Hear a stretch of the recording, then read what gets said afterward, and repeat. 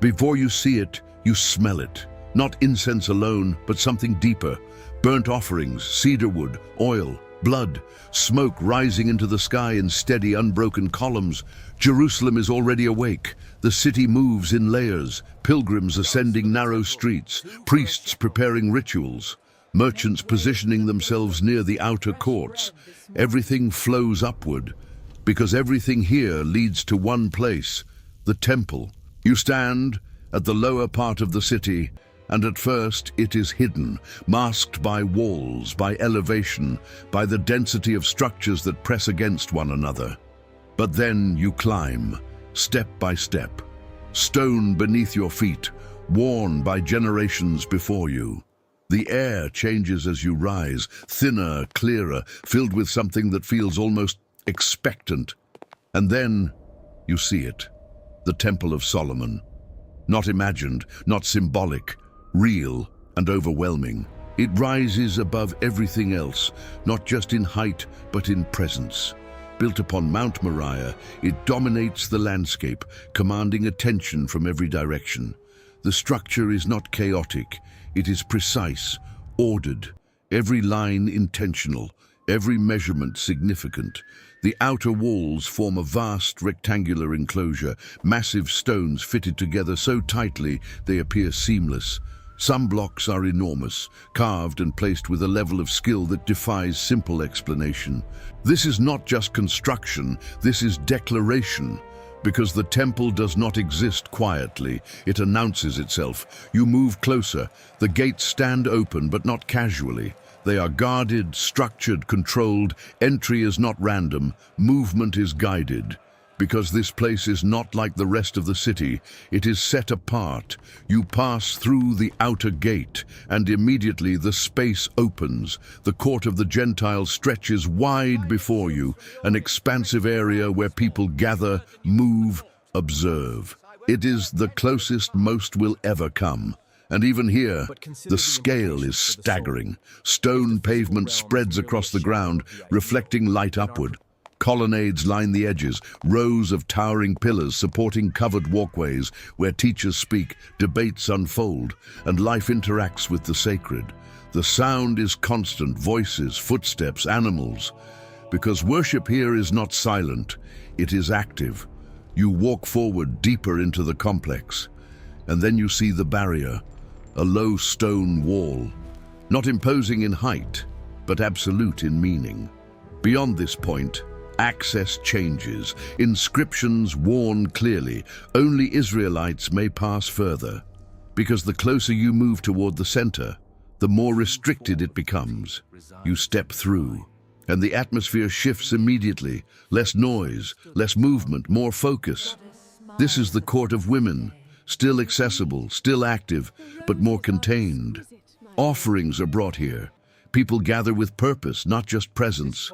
The architecture tightens. The spacing narrows. Because you are moving inward, toward the core, you continue. Another set of steps rises before you, wide, deliberate, designed to slow your approach. Each step forces awareness, forces intention. Because you do not rush toward the presence of God, you ascend. And now, the altar comes into view. Massive, dominant, the center of activity, stone, layered and darkened by use. And here, the reality of worship becomes undeniable. Fire burns continuously, not decorative, not symbolic, real. Animals are brought forward, inspected, prepared, offered. The smell intensifies, smoke rises thick into the air, carrying with it the weight of sacrifice. Because this place is not about comfort, it is about atonement. You watch as priests move around the altar, dressed in linen garments, precise in their actions, trained in rituals that must be followed exactly. Nothing here is casual. Every movement matters. Every step is prescribed. Because this is where heaven and earth are believed to meet. You move to the side, observing the full structure now, and then your eyes lift. Because beyond the altar, beyond the courtyard, the temple building itself rises, And it is unlike anything else, constructed from massive stone, but overlaid with something far more striking. Gold, not in small detail, but in abundance. The exterior reflects light with an intensity that is almost blinding under the sun. Ancient accounts say it appears like fire from a distance, and standing here, you understand why. The entrance is elevated, framed, guarded not by soldiers but by significance, because this is not just another part of the complex. This is the sanctuary, the place where access becomes even more limited, even more sacred. You approach slowly, because even standing near it feels different. The noise behind you fades, not because it stops, but because your attention shifts. Everything draws inward now, toward that doorway, toward what lies beyond it. You pause at the threshold because inside, the world changes again. And once you step through, there is no mistaking where you are. You are no longer just in Jerusalem. You are at the center of it, at the place that defines everything around it. And what you are about to see will not just shape how you understand this building. It will redefine how you understand presence itself. The moment you step inside, the light disappears. Not completely, but enough to change everything. Outside, the temple dazzles, stone and gold reflecting the sun with overwhelming brilliance. But here, the brightness softens into something controlled, deliberate, almost restrained. The transition is immediate. You feel it in your eyes first, then in your breath. Because this space is not designed for openness, it is designed for focus. You stand in the first chamber, the holy place, and everything about it is intentional. The walls are not bare stone, they are lined with cedar wood, carefully fitted, polished, and then overlaid with gold. Every surface reflects a muted, warm glow, catching the light of the lamps in a way that makes the room feel alive, but contained. This is not decoration. This is immersion. You are surrounded. The ceiling above you is also wood, also covered, also precise. Nothing here is unfinished. Nothing is left exposed. Because this space represents something whole, complete. You take a step forward. The floor beneath you is smooth, firm, quiet under your movement. There is no echo like in stone halls. The wood absorbs sound, keeping everything close, intimate. And then you begin to see the objects, not scattered, not random, but placed with exact meaning. To your left, the lampstand, the menorah. Menorah not a simple fixture, but a structure of hammered gold, shaped with branches, cups, and intricate designs that resemble almond blossoms. It burns continuously. 7 lamps, fed with pure olive oil. The flames do not flicker wildly, they hold steady, casting a warm, living light that fills the chamber without overwhelming it. This is the only source of illumination here, and it is enough. To your right, the table of showbread, also overlaid with gold, and upon it, bread. 12 loaves, arranged carefully, replaced regularly. They are not there for consumption in the ordinary sense. They are presence, representation, a constant reminder of provision and covenant. You move further, and then you see it, directly ahead, closer to the inner veil, the altar of incense, smaller than the one outside, but more concentrated. This is where incense is burned, not occasionally, daily, morning and evening, and now. The scent reaches you fully, thick, sweet, lingering. It fills the room without suffocating, creating an atmosphere that feels almost suspended. Because incense here is not just fragrance, it is symbol, prayers rising, constant, unbroken. You stand still for a moment, taking it all in. Because everything here is quiet but not empty. It is full, dense with meaning. Every object, every surface, every scent is part of a system designed to direct attention inward, towards something you cannot yet see. You look ahead, and there it is. The veil. Temple veil. It stretches from ceiling to floor, thick, heavy, woven with detail, blue, purple, scarlet threads embroidered with figures that hint at something beyond human access. It does not move, it does not sway, it stands, separating, and in that separation, it defines everything, because beyond it is the place no one enters freely, not priests, not kings, not anyone, except one, once a year, and even then, not without fear. You step closer, not crossing, but near enough to feel its presence, and suddenly, the entire temple makes sense. Everything you've seen so far, the outer courts, the altar, the sacrifices, the holy place itself, all of it leads here to this boundary, because this is where access ends and presence begins. You cannot see beyond it, but you feel it, not physically, not as pressure, but as awareness, because the space behind that veil is not larger, it is smaller, more contained, and yet more significant than everything else combined. You step back slightly, because even proximity feels weighty, and that is intentional. This space is designed to remind you of something, that closeness to God is not casual, it is not assumed, it is mediated, structured, restricted. You turn slowly, looking once more across the holy place. The lampstand continues to burn, the incense continues to rise, the bread remains in place, everything is functioning, everything is continuous. Because this system does not pause, it does not depend on emotion, it depends on obedience. And obedience here is precise. You begin to understand something deeper now. This temple is not just a building, it is a map, a progression, from outside to inside, from common to sacred, from accessible to restricted, and every step inward costs something, requires something. You move toward the exit again, glancing once more at the veil before leaving, because you know that what lies beyond it is the center of everything, and yet almost no one ever sees it. You step back out into the brightness. The light feels overwhelming now, the noise returns, the movement, the life. But something has changed, because now you know what stands at the center of it all. And you know that everything happening out here, every sacrifice, every prayer, every ritual, is pointing towards something hidden, something separated, something that defines the entire system. But the most important part is still unseen, and what lies behind that veil will change how you understand everything. You do not enter this space the way you entered the others.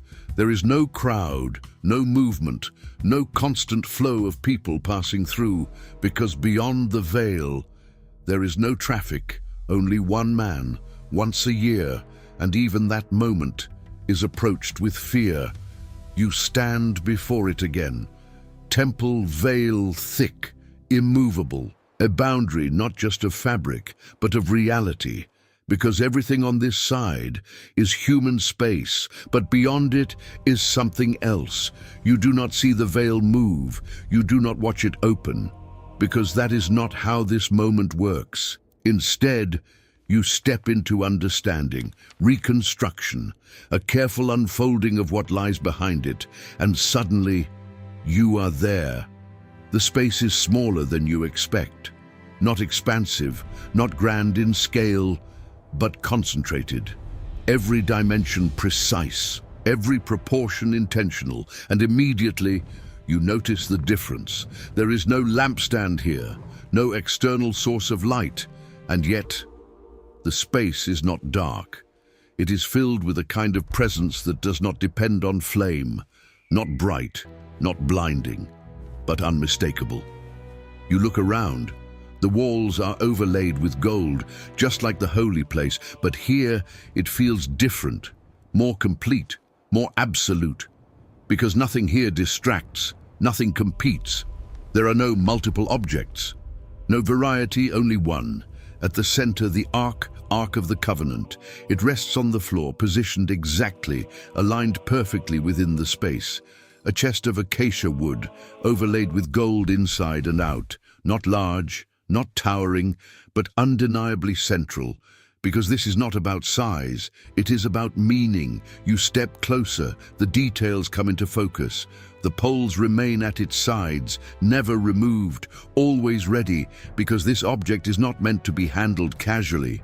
And above it, the covering, the mercy seat, solid gold, and on either side, two figures, cherubim. Their wings stretch upward and inward, touching at the center, forming a space between them, and that space is everything, because that is where presence is believed to dwell, not contained, not limited, but revealed. You feel it now, not physically, not as force, but as awareness. Because this space is not like the others. There is no movement here, no sound, no ritual taking place in the moment.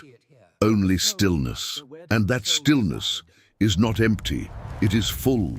You look at the ark again, and you understand what it represents. Inside it, the tablets of the covenant, the law, the agreement between God and his people, not abstract, not symbolic, real, defined. And here, they are placed at the center of everything, because everything in the temple points back to this, to relationship, to covenant, to the structure that holds it together. You take a step back, because even standing here, imagining this space feels weighty, because access to this place is not assumed. It is restricted for a reason, not to exclude, but to protect, because presence without preparation would overwhelm. You begin to understand something that reshapes everything you've seen so far. The temple is not designed to bring everyone in. It is designed to show how far away the center is, how many steps, how many layers, how much separation exists between the people and the presence, and that separation defines the entire system. You look once more at the cherubim, their wings forming that central space, and you realize something profound. Nothing in this room is accidental. Every measurement, every material, every object exists to communicate something. That God is not distant, but he is not casual. That he is present, but not approached without cost. That relationship exists, but it is structured, guarded. You step back again, and now the entire temple begins to make sense. The outer courts, the sacrifices, the priests, the rituals, the holy place, the veil, all of it is a progression, a movement toward this point. And yet, almost no one ever reaches it. You begin to feel the tension in that, because the system both reveals and restricts. It shows that God is here, and at the same time, that access is limited. You step back through the veil, not physically, but in understanding, returning to the holy place, then beyond, back into the courts, back into the noise, the movement, the life. And suddenly, everything feels different, because now you know what stands at the center of it all. Not the altar, not the crowds, not the structure, but that small, hidden room, where presence is concentrated, where covenant rests, where everything points. You turn once more, looking at the temple as a whole. And now, you don't just see a building, you see a system, a map, a journey, from distance to nearness, but never fully complete, because something is still missing, not in structure, not in design, but in access. And that realization lingers, because it raises a question that the temple itself cannot fully answer. What would it take to move beyond the veil, not once a year, but completely?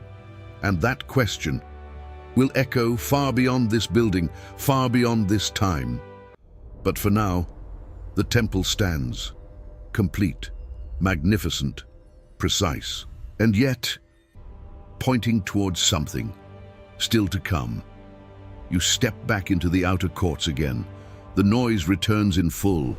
Voices rise, animals move, priests call out instructions. The sound of sacrifice continues, metal against stone, fire consuming offerings, footsteps echoing across the vast pavement. Nothing here has stopped. Nothing here even suggests that something is missing. And yet, now you feel it, because once you've seen the center, everything else changes. You walk slowly across the court, turning once more to take in the full scale of the temple. It is overwhelming. The outer walls stretch wide, containing a space that feels more like a city within a city. The colonnades cast long shadows as the sun climbs higher, creating alternating bands of light and shade where people gather, teach, argue, and observe. The altar continues to burn. Smoke rises in a constant column, visible from far beyond the city. It is a signal, visible evidence that something is happening here, something continuous, something necessary. Because the system never stops, sacrifices are repeated, daily, seasonally, year after year, and that repetition tells you something important. This is not a finished solution. It is an ongoing one. You move closer to the altar again. The heat reaches you before you arrive. It is intense, real. The fire does not symbolize anything from a distance. It consumes directly, immediately, turning offering into ash. And as you watch it, you begin to understand the weight of it. Because every sacrifice represents something unresolved, something that must be addressed again and again and again. There is no final moment here, no point where it ends and everything is complete. Only continuation. You step back, letting the full structure come into view once more.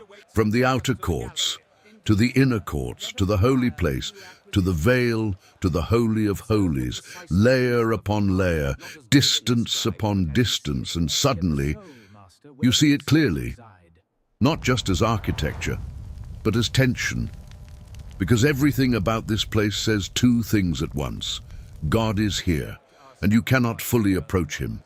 That tension defines everything. It shapes how people move, how they think, how they worship. Because every step closer comes with restriction, with requirement, with cost. You watch the people again, pilgrims arriving with offerings, some hopeful, some burdened, some uncertain. They come with expectation that something here will restore, will reconcile, will make things right. And for a moment, it does. But only for a moment, because they will return again and again and again. You begin to feel the weight of that cycle. Because it never ends. The temple sustains it, maintains it, structures it, but it does not complete it. You walk toward the edge of the complex, moving slowly now, letting every detail settle. The massive stones, the golden surfaces, the precise design, everything is exactly as it should be. Nothing is missing from the structure. And yet, something is still incomplete. Not physically, but spiritually, because access remains limited. The veil still stands, the separation still exists, and the system continues to operate within that boundary. You stop one last time and turn back. The temple stands in full view, magnificent, dominant, the center of everything in Jerusalem, and for a moment, you see it as those who lived in that time would have seen it, as the ultimate meeting place between God and man, the place where heaven touches earth, the place where everything converges, and then you see something else, something deeper, because now you understand what it also represents. A distance that has not yet been fully closed, a relationship that exists but is not yet complete. And that realization changes everything, because it means that this temple, as extraordinary as it is not the final answer. It is a step, a shadow, a preparation, pointing forward toward something greater, something that will not require repeated sacrifice, something that will not maintain separation, something that will not stop at the veil. You stand there holding both realities at once. The brilliance of what has been built, and the awareness that it is not the end. And as the smoke continues to rise, as the people continue to move, as the system continues to function, you realize something that lingers long after you leave, that this temple was never meant to be permanent. It was meant to prepare the world for a moment when the distance would be removed, when access would no longer be restricted, when the center would no longer be hidden. And when that moment comes, everything you have just seen, every stone, every ritual, every layer will be understood differently, not as the destination, but as the path that led to it. And suddenly, the Temple of Solomon doesn't just look like a building anymore. It looks like a promise, waiting to be fulfilled.